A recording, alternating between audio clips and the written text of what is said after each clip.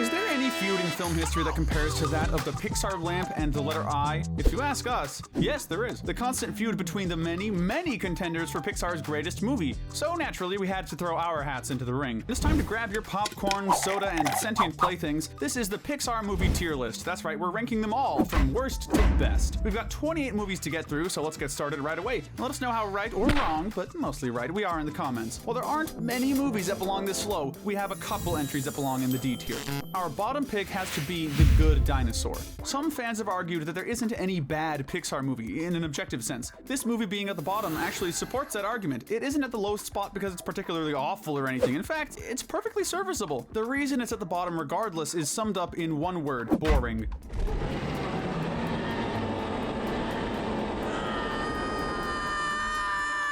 A bad movie at least can be fun to watch, and in some cases even a mediocre movie can.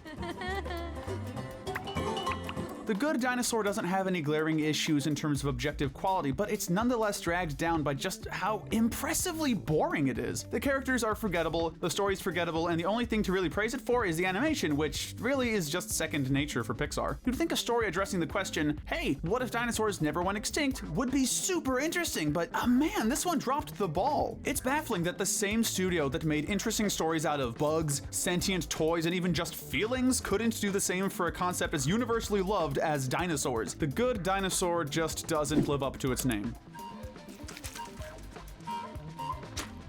Well, except dinosaur. It does have dinosaurs. Now, say what you will in terms of quality, but Cars 2 is the absolute furthest thing from boring. This movie is the reason we clarified that some fans say there's no bad Pixar movie. This seems to be the near universal exception to that rule. Congratulations, man! The structure of this movie is an absolute mess. I mean, it's a sports movie and a spy movie in a blender, and if that weren't already a ridiculous enough concept, it stars sentient vehicles. Oh, and of course, Mater is the spy, which means this is one of those sequels that forces the lovable comic relief into overstaying his welcome.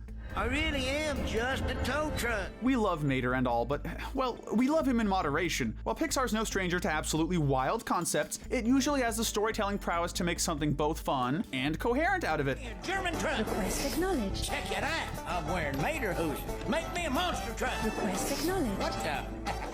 But, as noisy and messy as this movie is, at least it's interesting. In terms of objective quality, it's absolutely Pixar's least impressive movie, but at least it's fun to watch. Even if it's in a so bad it's good sense, you can't tell me that watching a tow truck voiced by Larry the Cable Guy becoming a super spy to defeat a terrorist isn't infinitely more entertaining than Dinosaur Have Farm. But those two actually are the only ones in the bottom tier. We're moving on to the movies that are okay. These are the C tier movies. To Nowhere Near Infinity or Beyond, Lightyear takes the next spot. We'll give this movie credit in a few areas. It has stellar animation, even by Pixar standards. Socks is adorable, and quite frankly carries this movie, and the final act is actually pretty interesting. The use of Zurg as the main villain was inevitable, sure, but the twist of him being a dark, alternate future version of Buzz was pretty unexpected and honestly kinda cool.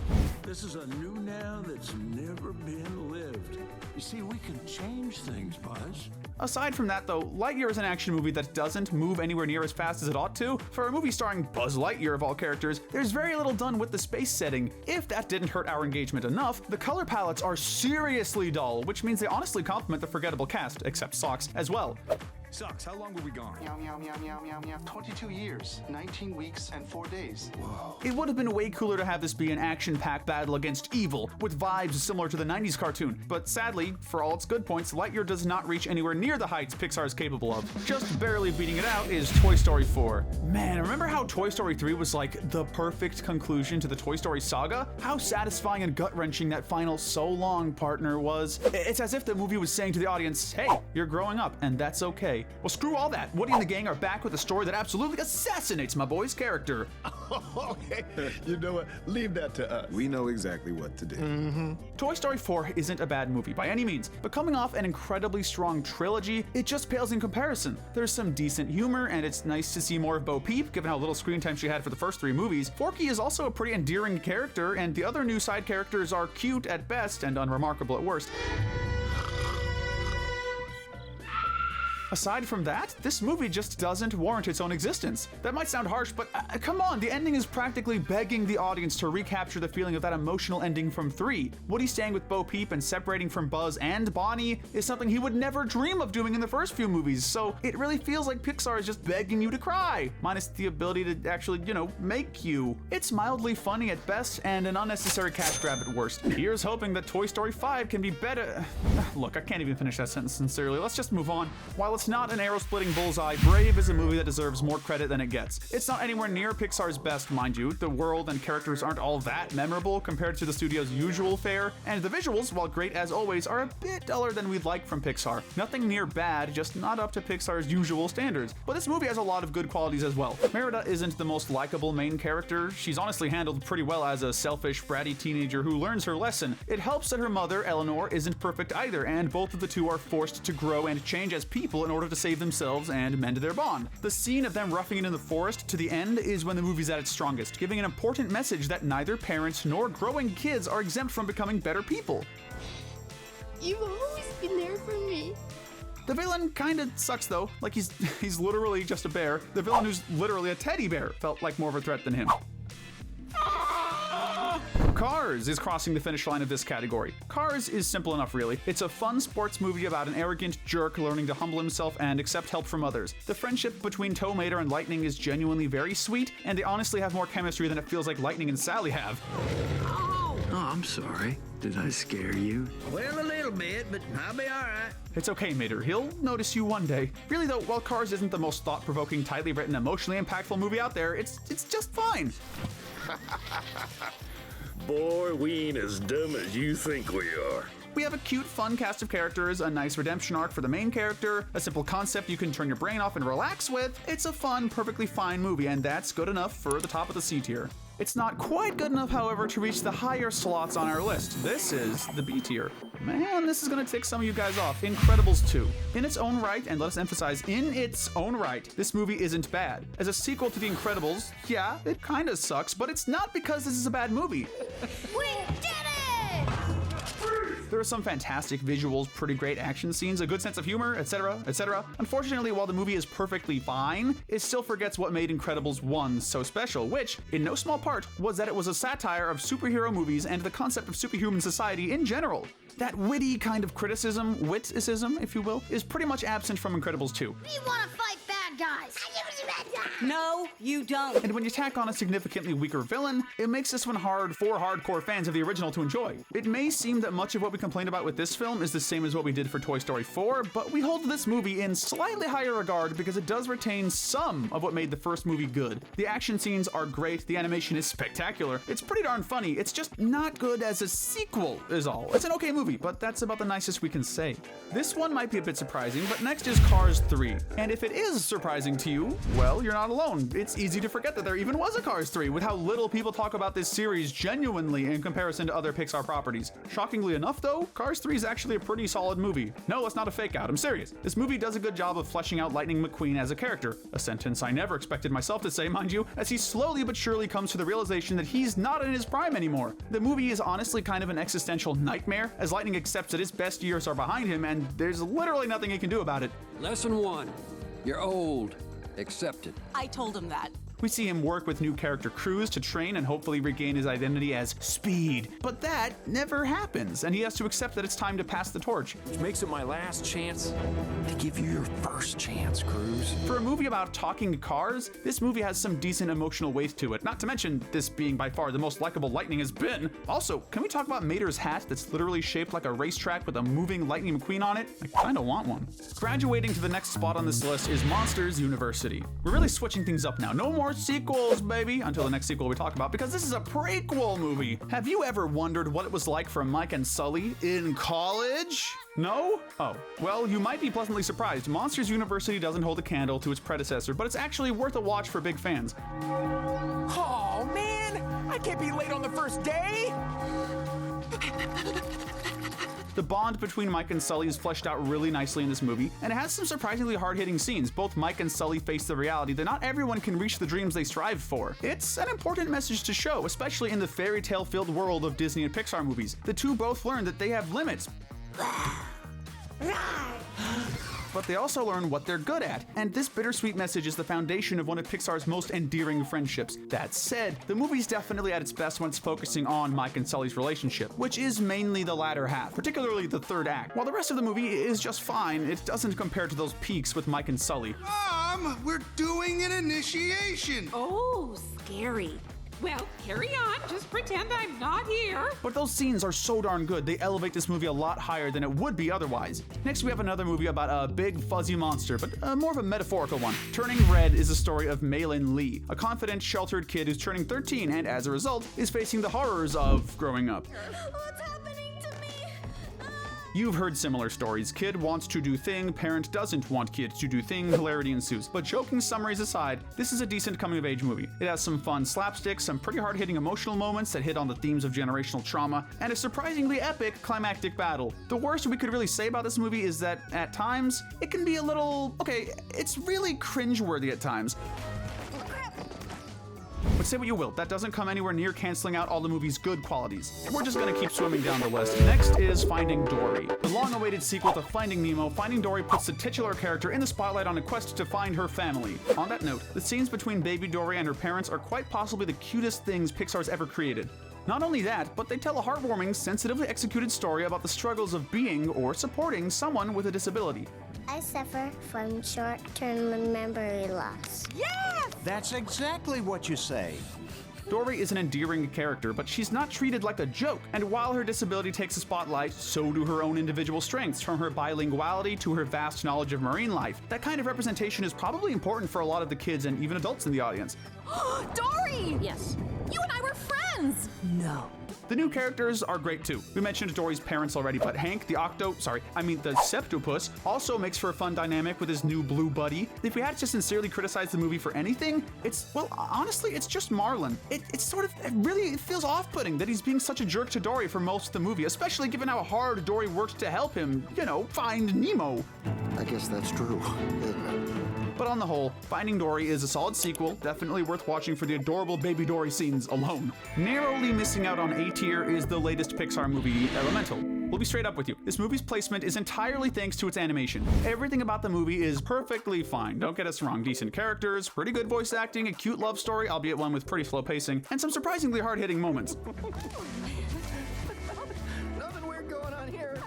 Just a little pruning. But let's not beat around the bush. My gosh, this movie looks amazing. The colors, the way each individual element looks, the visual gags that result, heck, even the element of Ember's glass carving talent is just so satisfying to look at. Frankly, this movie is worth a watch for the animation alone, and if you're a sucker for cutesy Hallmark-esque romance movies, this is the absolute perfect recommendation for you. We're now entering the top 15, and already the movies have gone from good to great. This is the A tier. Look, we really wish we could put Luka even higher on the list. Heck, you could say that about most of the movies from here on out, but don't let its placement fool you. Luka is a fantastic movie with an endearing story, cute visuals, and a nice world to explore. The friendship between Luka, Alberto, and Giulia is super sweet and gives the movie a great emotional core.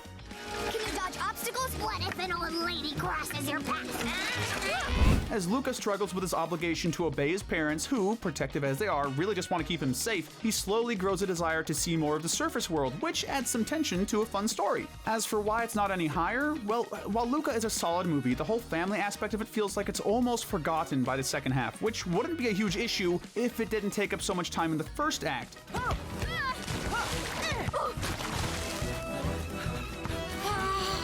The movie is at its best when it focuses on Luka and Alberto in the surface world, which, thankfully, is the bulk of it. Don't get too emotional about Inside Out not making it any higher. This movie has a message the kids are not given enough. It is okay to be sad. I mean, the whole movie is about joy learning that while happiness is great, it's not the only important emotion, and if you stifle the others, bad things can happen. The movie's also really fun, with vivid colors, fun character designs, and a nice balance of whimsy and genuine heart. I'm almost set to take Riley to the moon.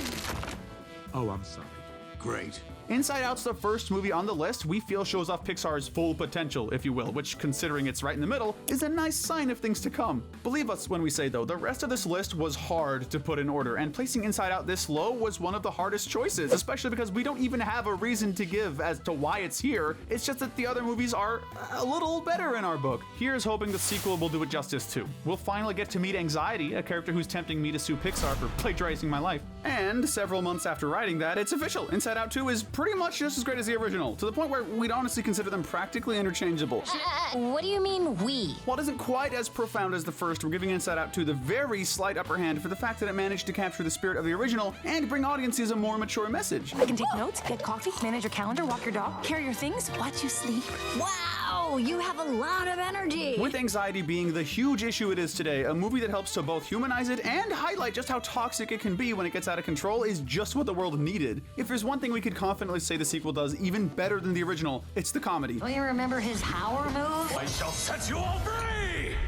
We're doomed. The scenes with Lance and Bloofy have some of the best jokes in Pixar history, and you've got to respect a movie that can make you laugh and cry. Oh, nicknames! I'm gonna call you Wee Wee. No. Whether or not YouTube film critics will tear this one apart remains to be seen, but as far as we're concerned, Inside Out 2 did a surprisingly great job of keeping the same heart of the original. Just please don't ruin that streak, guys. Alright, jokes aside, definitely not cries for help aside, next we have A Bug's Life. This is Pixar's second ever movie after Toy Story and before Toy Story 2 and Monsters Inc. Yeah, easy to see how it gets buried with a lot of fans' memories, huh? Worry not, A Bug's Life is a fantastic movie with a huge cast of memorable characters, and what's best is that every one of them improves by the end. The circus bugs all come into their own, Flick learns to take responsibility for his missteps, and the other bugs learn to appreciate him and his inventions a lot more. We also can't ignore how great of a villain Hopper is. I mean, it really only took them 2 movies for Pixar's villains to go from kid who's kind of a jerk to literal fascist dictator. That's impressive, as was his surprisingly brutal death. Man, was this really a kids movie? Well, we don't have to ask that for this one. Toy Story is one of the most iconic kids movies out there. It's the movie that inspired us all to play and imagine harder than ever. All right, everyone, this is a stick-up. Don't anybody move.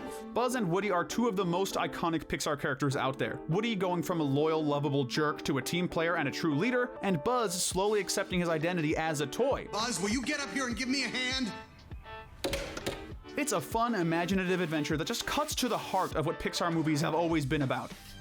Go on without me. Just go. A good soldier never leaves a man behind.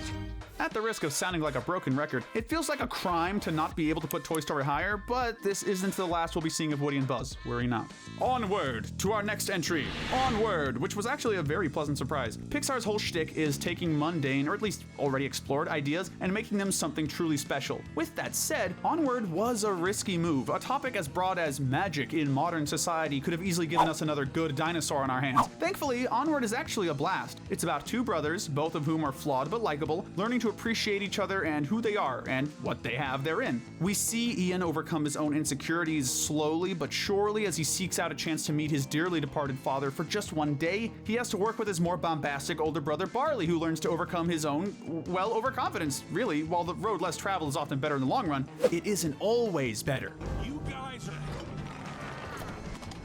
are in trouble big time. These 2 have a relationship that's the center of the movie, and it's the vast majority of its focus, which definitely works in its favor. Onward lands just outside of our top 10, so let's get to those, shall we? Oh, these 2 are back already? Wasn't expecting that, but alright, Toy Story 2 is next. A worthy sequel indeed. Whereas Toy Story 1 saw Buzz accepting his identity as a toy, the sequel sees Woody accepting his as, specifically, Andy's toy. He struggles between loyalty to his owner and to his new friends Stinky Pete, Bullseye, and Jessie. The world building here is top shelf stuff. We see more of both Woody and Buzz's origin worlds, from an old school kids show Woody came from to Buzz's own video game where he, and Rex to a lesser extent, vied to defeat the evil Emperor Zurg. But look at my little arms! I can't press the fire button and jump at the same time! There's not much complex stuff to say about why this movie is so darn good. It just is, man. The old characters get more screen time, the new characters are all great, Al makes a good antagonist, and Stinky Pete makes a solid twist villain with a motivation we actually don't entirely hate him over. Let us cook with our next entry, Ratatouille. As if I weren't hungry enough already, now we've got a movie about a rat learning to become a gourmet chef by controlling a clumsy kitchen worker from inside a hat. It's a heartwarming story of the relationship between man and rat. Okay, more seriously, it's about how you shouldn't let yourself give up on dreams because of how others see you. Ratatouille is less of a spectacle than other Pixar movies, but that works in its favor a lot. The harsh realities of life aren't downplayed by any means, like that brutal scene where Remy's dad shows him exactly why rats aren't welcomed in the big city. We live in belongs to the enemy.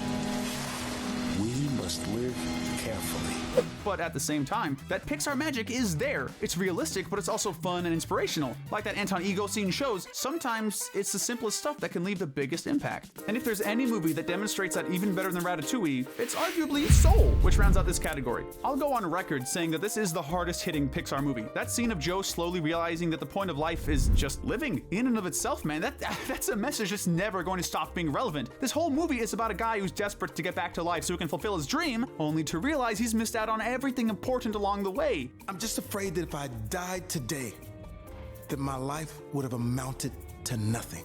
I mean, it's still not a perfect movie, the pacing is all over the place, and at times it feels like it drags on a bit, but that beautiful message elevates it to a level few other movies in general have reached, let alone kids' films. Soul is a movie that lived up to its name, and honestly inspired us to just enjoy life more. Not thinking about it, just doing it. Give this one a shot, you won't regret it. As for us, we'll follow it up by moving into our top 7. These are the cream of the crop, the quintessential S-tier Pixar movies. Let's go loco for Coco to kick off this category. A unique visual style, check. Strong emotional core with family's ban on music, check. Now brace yourselves for this one. An actually good twist villain, check, baby. Coco is one of the best Pixar films in recent years. The slow burn execution of Grandma Coco's story makes the ending one of the most powerful in Pixar history. And what's great is that the build-up makes it easy to get there. Coco is nicely paced, beautifully animated, and executed fantastically with one of the best overall stories in any Pixar movie. You're murdering the love of my life!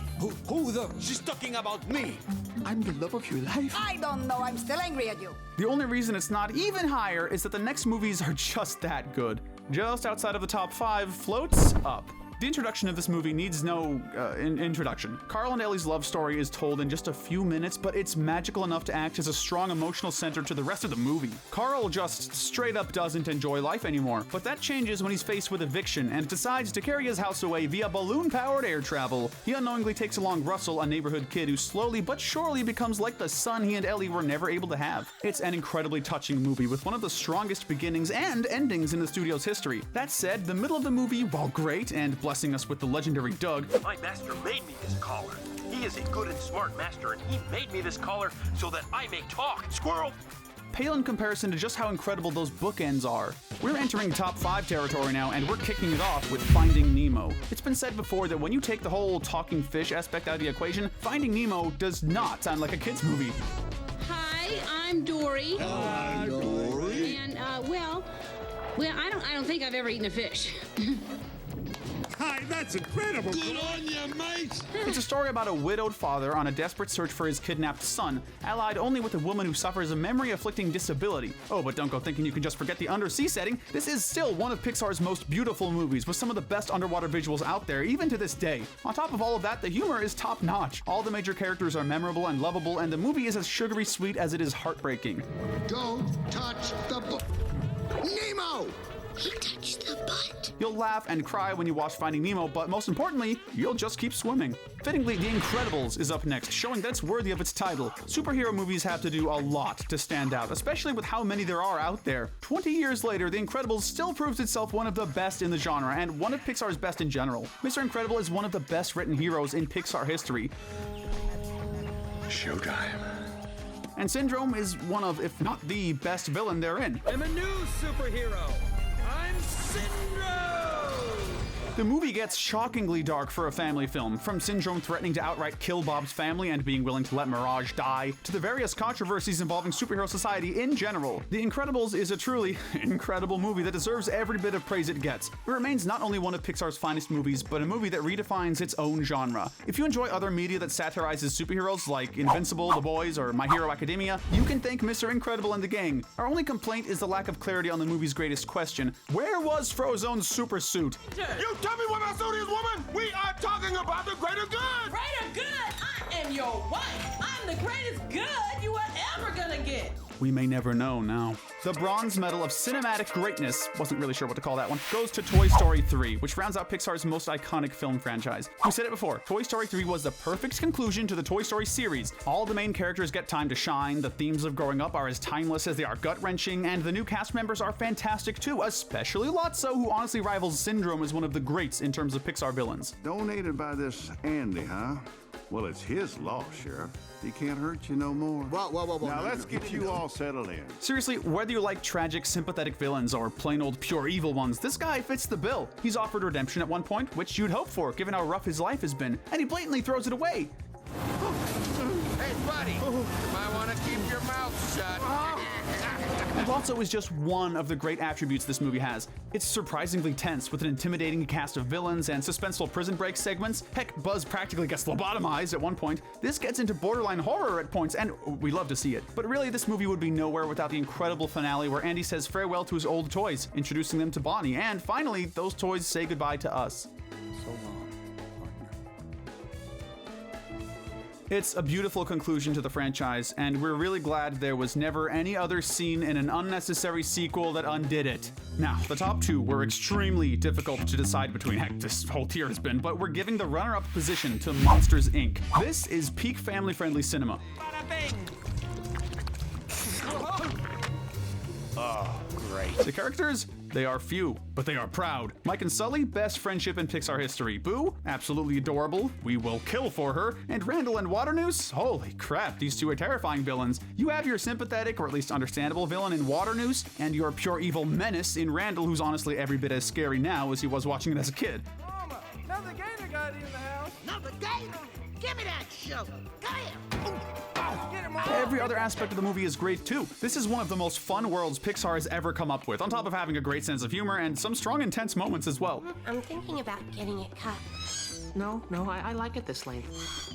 We don't have any complex reason as to why this movie is so high up. Monster Inc. is just plain fun. This movie is a blast in every area. It's charming, it's funny, it's imaginative, and it's even scary at times. But there's one movie we find ourselves impressed by even more. This is sure to be a divisive pick, but we're crowning WALL-E as Pixar's greatest film to date. This movie is brilliant in every sense of the word. The color scheme starts out dull on Earth, but given the post-apocalyptic nature of the movie, that makes sense. This story firmly believes in the rule, show, don't tell, and it slowly but surely takes you from the destitute, now hopeless planet Earth to the dystopian Axiom ship where humanity resides. This movie is a cautionary tale for humanity, and what's both terrifying and brilliant is that it's only going to become more relevant as time goes on. Yes. As the world falls apart, the rich get richer, the poor get poorer, and everyone has to do a little less for themselves, we slip ever so slowly closer into the Axiom's seats. And do not return to Earth. Repeat, do not return to Earth. Let's get the heck out of here. Oh, but don't go thinking it's not a fun movie. There are cute robots falling in love, which kickstarts the movie in general and by extension the redemption of Earth as an inhabitable planet. There are also some endearing humans and the overall theme of humanity realizing that there's hope for the world yet, one little sprout at a time. The scene of the captain taking his first steps to shut down Otto is one of the most inspiring scenes in Pixar history, as weird as that may sound. But if all that doesn't convince you, MO. We hope we've convinced you and that you'll tell us your favorite Pixar films in the comments, but for us, this beautiful cautionary tale reigns supreme.